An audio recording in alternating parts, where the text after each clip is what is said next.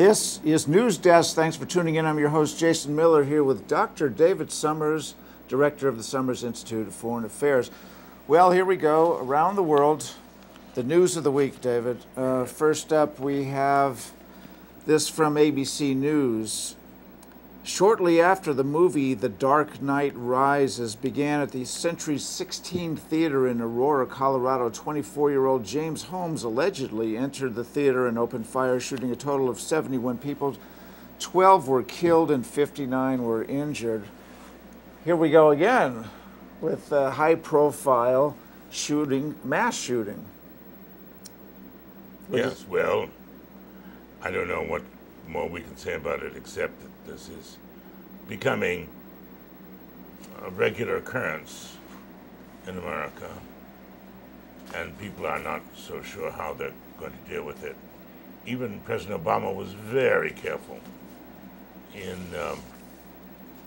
his talk about we should do something, we should think carefully about this whole matter of guns, but he never really came out and said very much about how we should limit them, because it's not politically very useful for him.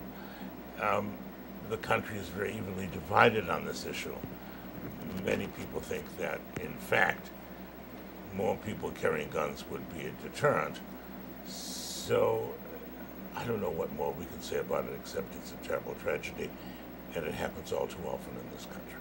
You know, there's an interesting editorial that I skimmed through that spoke to this. It was if the theater did not have a sign that said "No guns permitted," and he had a few people in the audience that could have taken out Mr. Holmes. Yeah, right. It's ironically would have saved lives. Exactly. Had that been the case. And I suppose if you're in a theater and somebody's shooting at everybody, you are quite likely to pull out your pistol and right. And for no other reason than to defend yourself. Sure, and others, sure, of course. And others. All right, something else this week. Well, you know, we've got this campaign, so, you know, there's going to be this back and forth. This is from Wonk Wire. On the campaign trail, President Obama commented, "If you were successful, somebody along the line gave you some help. When we succeed because of our individual initiative, but also because we do things together." He said much more, but that was the basics of it. So it caused some kind of controversy. And what do you think about this?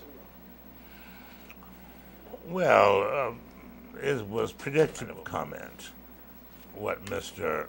Romney said was perhaps taking some liberties with Mr. Obama's statement, but the truth of the matter is that Mr. Obama does believe that government and the role of government is extremely helpful in terms of business and business development, and in fact is the most important matter dealing with the success of business.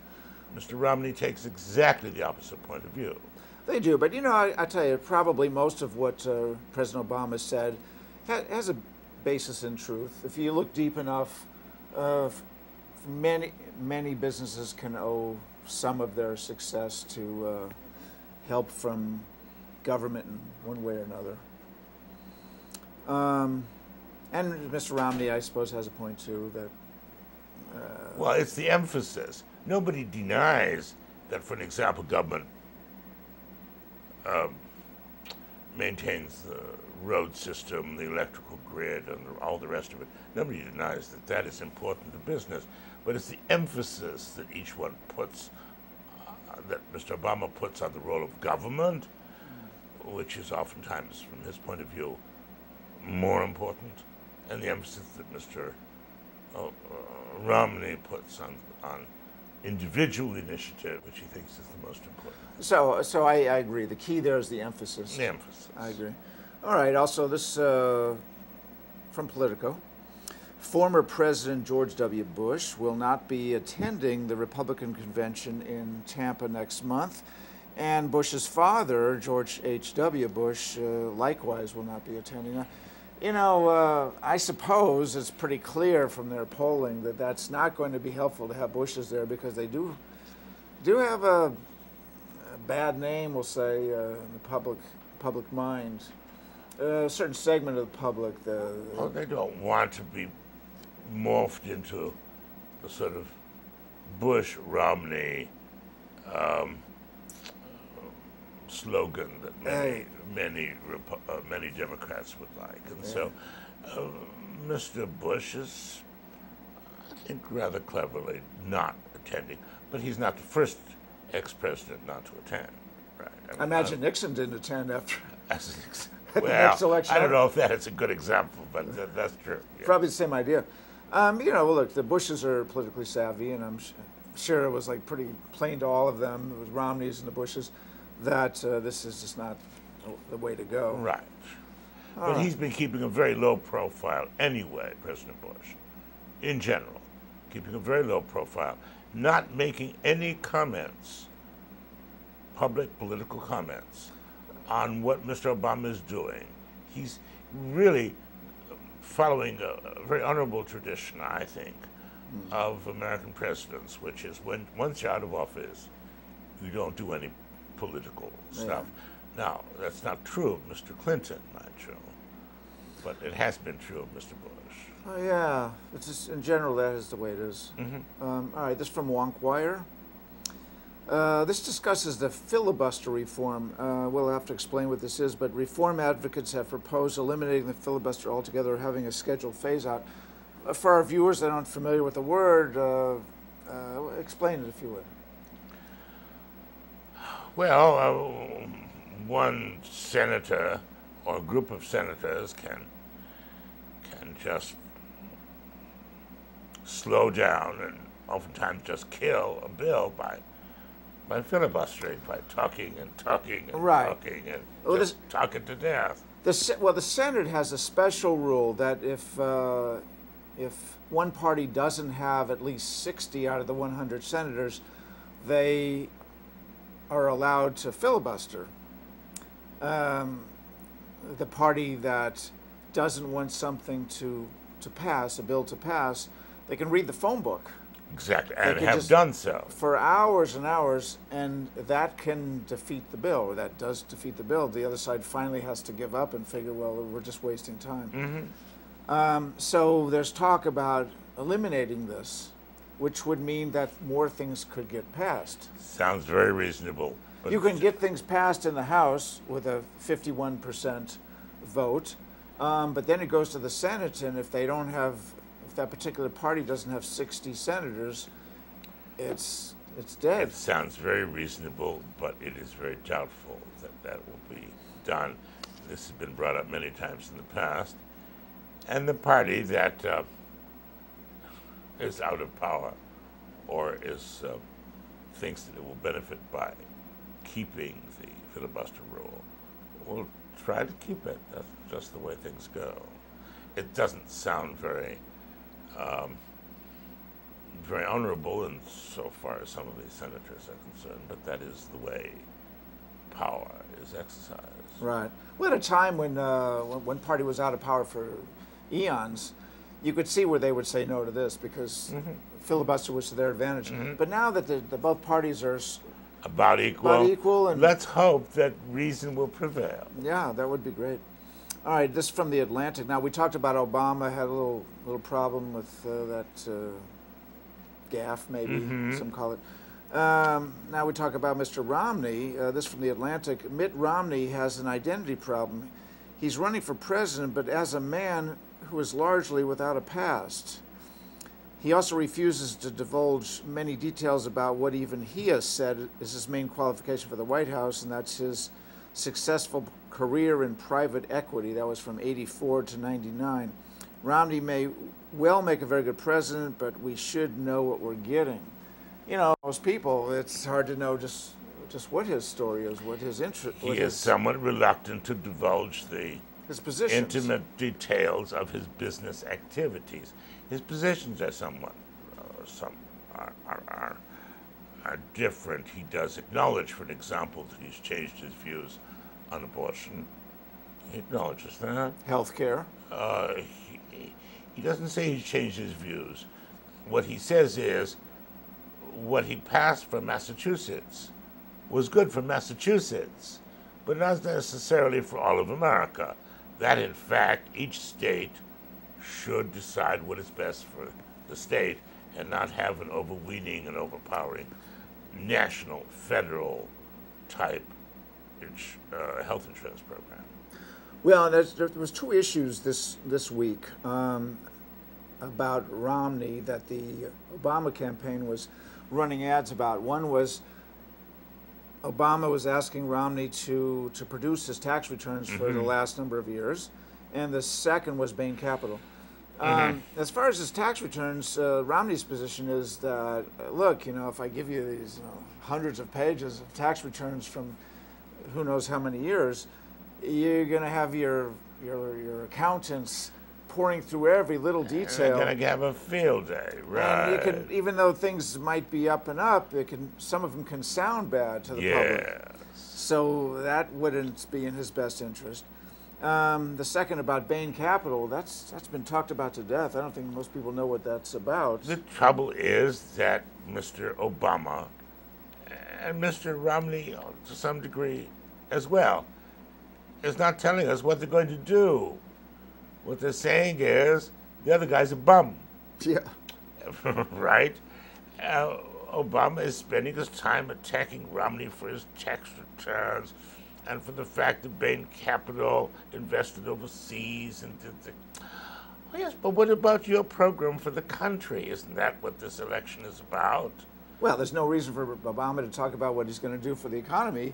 He's doing everything he can now. That's the problem. So what else? Why, of course. Why, of course.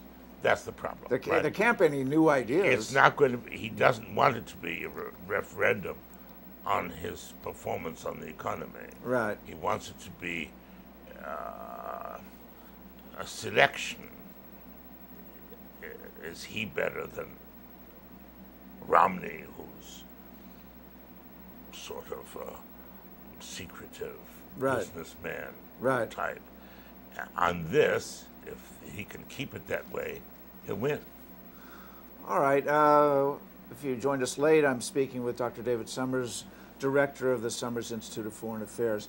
All right, this from the Daily Beast. Romney is taking a beating from the Obama campaign for his holdings abroad. That's something that we talked about. But he'd be silly not to take advantage of attractive tax laws in Bermuda and other and he's done so.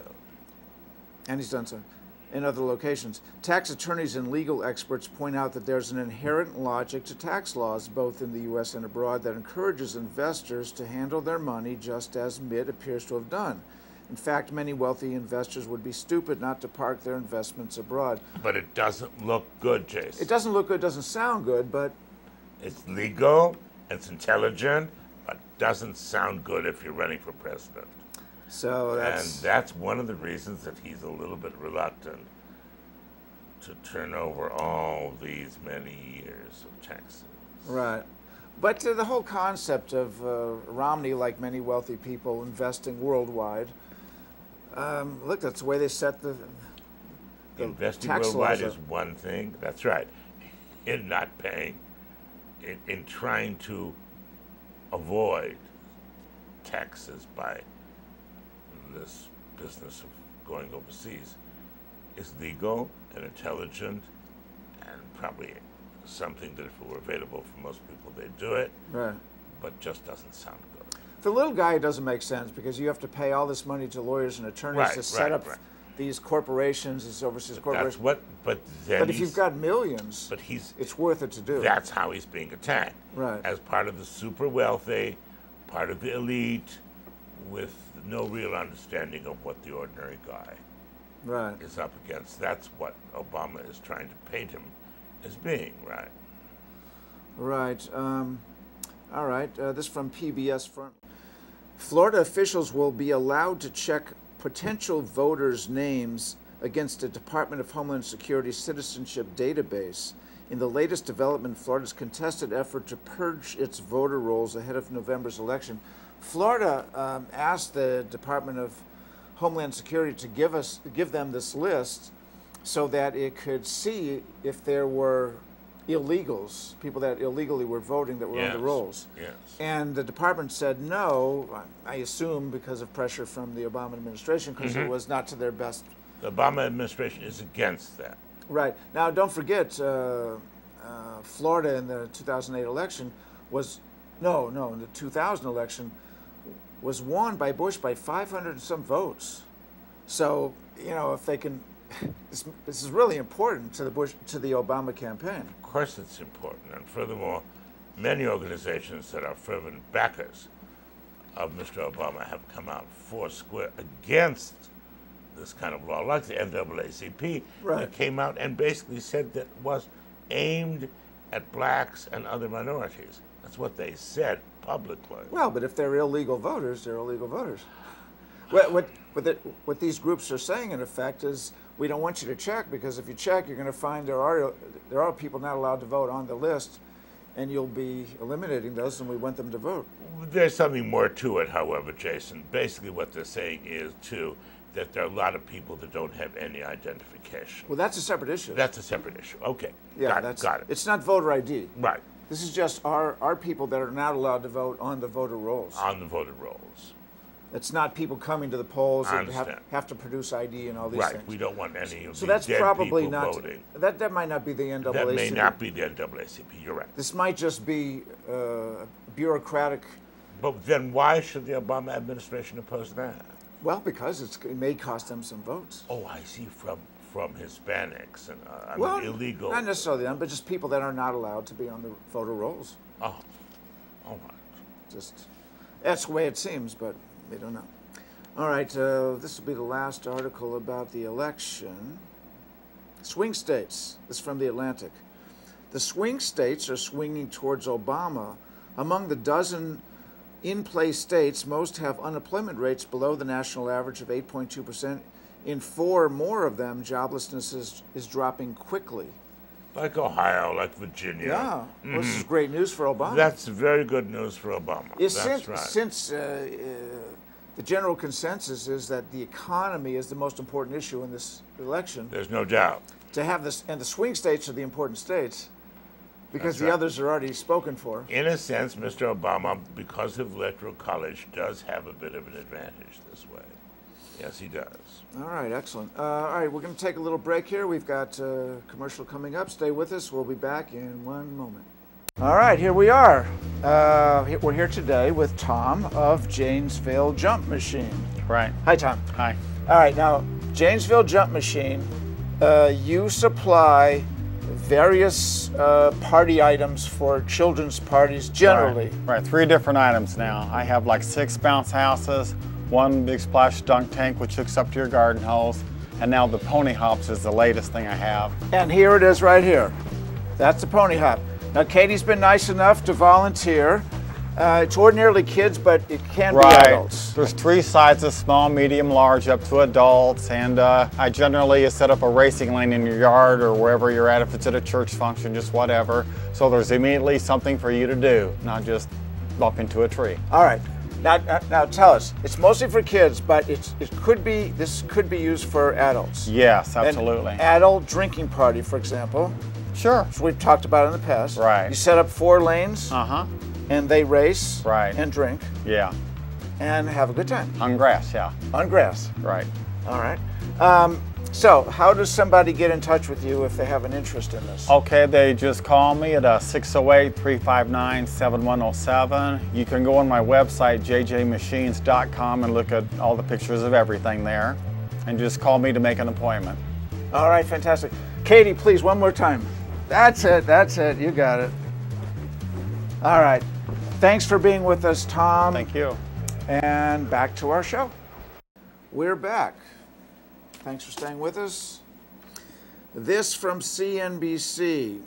A robust and self-sustaining U.S. recovery is not in the cards, and we should now expect below-trend growth for many years to come, according to Nouriel Roubini, best known for calling the 2008 economic crisis. He said the bulls have been wrong and argued that an American economic cold will lead the rest of the world to catch pneumonia in a post on the Project Syndicate website. Now, he's quite a respected economist, and he's saying for many years now not to expect much as far as growth. Yes, he's been saying that. However, it is also true that other economists have said that with falling oil prices, with rather robust auto sales, all of this, the economy should look better, right? They're also saying that. But the great specter on the horizon is the collapse of Europe, right? That can be the hammer blow, not only to the positive agenda of many of these economists, but to Mr. Obama and his election campaign as well. That's right. Well, on this subject, this from the Daily Beast, with no serious budget negotiations underway in the House, Senate, or White House, lawmakers are closing on a fiscal disaster. With no parachute in sight and doing over who's to blame. There are no easy answers for the mess the Democrats and Republicans have created for themselves by putting off decisions again and again about how to pay for the country's boom-time budget in an era of high unemployment and gaping deficits.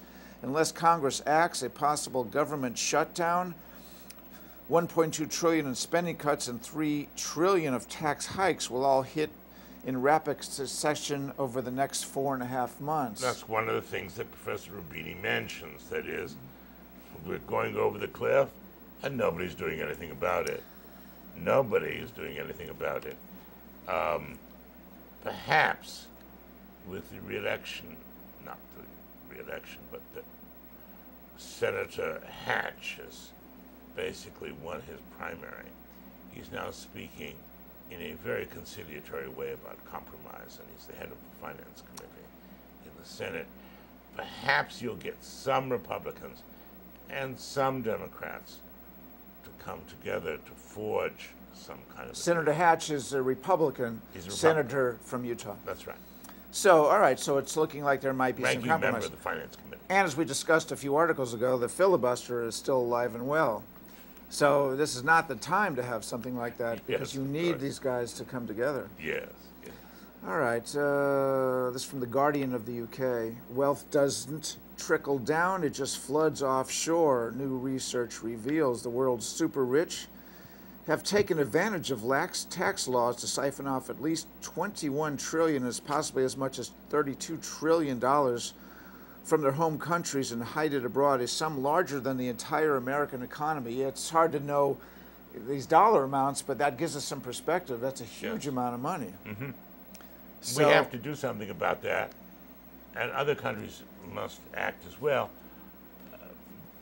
But that all has to do with a reworking of the whole tax code, and it doesn't seem at the moment that Congress is ready to take up this very important task. You know, this whole thing about the 1%, it's making ever more sense. It is, really, and it's just all over the world. It seems like there's concern about this. And here's another article that middle class is shrinking. Right, this from the New York Times. For the first time since the Great Depression, middle-class families have been losing ground for more than a decade. The top earning 1% of households now bring home about 20% of the total income. This is up from less than 10% 40 years ago. Yes. So it clearly is what's been going on. No doubt. So it looks like the solution is to raise taxes on the wealthy. It looks like that's what they'll be doing. Not just in this country, but overseas also. Perhaps. It seems like it. We'll see. All right. Raise taxes in general, not just on the wealthy. This is the big divide that, as Mr. Obama says, just raise taxes on the wealthy. You can't really fund anything much by just raising taxes on the wealthy. That will not bring such a huge amount of money into the Treasury. It's raising, it's the middle class that has the money. Well, still. In terms of taxation. Right. Obama seems to favor You raise the taxes on the wealthy. The What is wealthiest. the wealthy? $250,000. Gee, that's a pretty low. Well, to raise it on the upper 1%, and then the ones that make over 250, and at the same time cut government expenses, to do both. Yes. That seems to be what's. I don't know how much he wants to cut government expenses. Well, that looks to be like what the compromise will end up being. Yeah, in the end, it's the Erskine Bowles and Alan Simpson plan, Right, exactly. which he did not adopt. Simpson Bowles was a commission that was set up to try to find the best compromise for raising taxes and lowering government expenses to try and balance the budget, which has since been ignored pretty much, but they may come back to it, is what's Yes, what let's you're hope saying. so. All right, this from Reuters. Spanish protests swell as the jobless march on Madrid. Demonstrators have swollen across Spain since the center-right government announced 65 billion euros in new spending cuts 2 weeks ago to cut the deficit and avert a full-blown bailout. So they're trying to be responsible, but they're. And it's gotten worse. They're now having to pay 7.5% for the bond. They can only do that for some very limited period of time. Italy also is having the same situation. It may not be quite as bad as Spain, but very bad. Right now, they say that the European Central Bank does not have the funds to rescue the banks of Spain. Well, it's just as far as the demonstrations in these various countries. So they've got a They're problem. unhappy. What can you do? Well, so the governments try to solve their budget problems, and then the demonstrators hit the streets. So Right. And Well, the same thing happened in Greece. the same thing. Yeah. It's going to happen in Italy as well. Yeah. All right, a few more minutes here. This from The Guardian of the UK. As the U.S. suffers the worst drought in more than 50 years, analysts are warning that rising food prices could hit the world's poorest countries. The situation has been compared to 2008 when high food prices sparked a wave of riots in 30 countries. I didn't realize that, across the world. Researchers say rising food prices also helped trigger the Arab Spring in 2011. I didn't know that either. Oh, yes. Geez, we didn't, wasn't much that I read about in this country, but 30 countries plus Raise the Arab the price Spring. of bread. Raise the Wow. price of bread. Amazing. So we're in store for more of the same, because this drought has really affected crops. Well, it's going to also affect the price of food very soon, and next year the price of beef very significantly. Interesting. All right, this will be it. Last story. It's from the Globe and Mail. Islamic fighters are flocking to Syria with funding from private organizations in Saudi Arabia, Iraq, and Kuwait. They are making their way across the frontiers from Iraq and Jordan. The international jihadists have agendas of their own that don't stop at forcing Mr. Assad from office. So it's a two-step process. They want to help take the country from Mr. Assad, and after that, for them to take power, if they can, the jihadists. Yes, the Sunnis. The Sunni jihadists. But now, after all, the Shia still are ruling in Iraq, and then, of course, Iran is controlled by the Shia. And Lebanon. Who knows where this is going to go? Hezbollah comes next. What